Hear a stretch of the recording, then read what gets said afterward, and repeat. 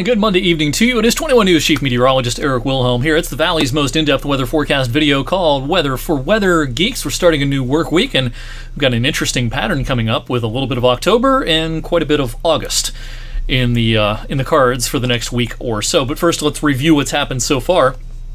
In the month of September, today's high was 76, right about par for this time of the year. Actually, we had 76 last Monday as well. Now, it has not been particularly warm over the last couple of days, but it has been kind of muggy and damp with some showers around and dew points elevated, but things are changing, that is for sure.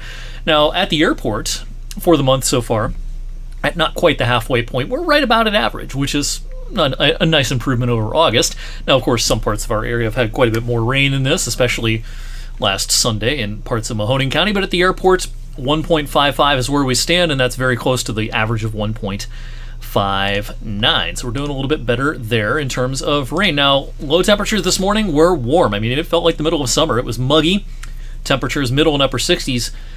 Pay attention to these numbers because this will be a good approximation of what our high temperatures will be tomorrow. We have a real October preview coming our way for one day on Tuesday. Time-lapse video from Boardman today.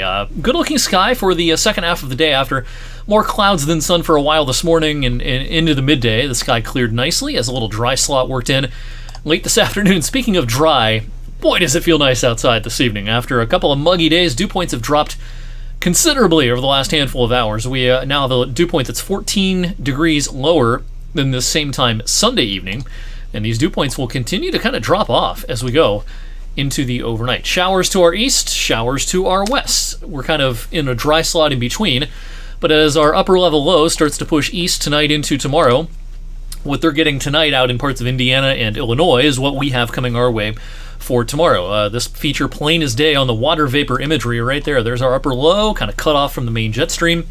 A tongue of dry air wrapping in on the east side of this is what helped to give us the sunshine for the second half of the day today.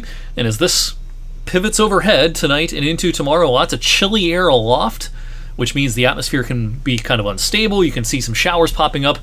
Might even have some water spouts on Lake Erie tonight into tomorrow. First chance for wet weather will be late tonight, towards daybreak tomorrow morning.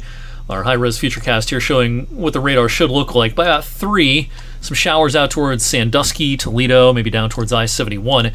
But as we go off to work and school tomorrow morning, I don't think it's much, but there can be a shower or a sprinkle in a couple of spots. But temperatures are the story tomorrow. It's been a long time since we've had a high temperature that has failed to reach 70 degrees in any calendar day. It's been 112 days. That takes us back to May the 23rd.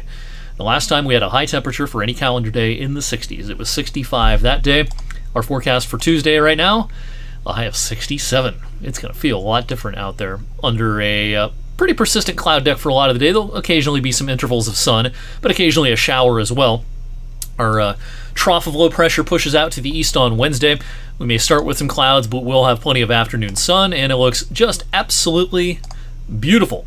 I mean, perfect at the end of this week and heading into the parts of the upcoming weekend. Now, for some, it may be too warm by the weekend, but Wednesday afternoon, Thursday afternoon, even Friday afternoon, all fantastic. I mean, great sleeping weather at night will be down in the lower 50s, maybe even upper 40s in a couple of spots.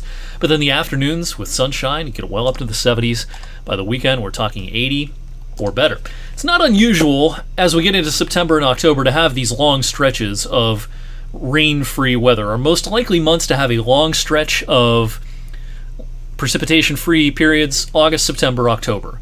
Now, those are not necessarily our 3 driest months of the year, but they are the times of the year that we are most likely to put together a long streak of dry days. And after we lose any showers tomorrow evening and tomorrow night, Wednesday's dry, Thursday's dry, Friday's dry, Saturday's dry, Sunday's dry. I think Monday during the daylight hours is dry.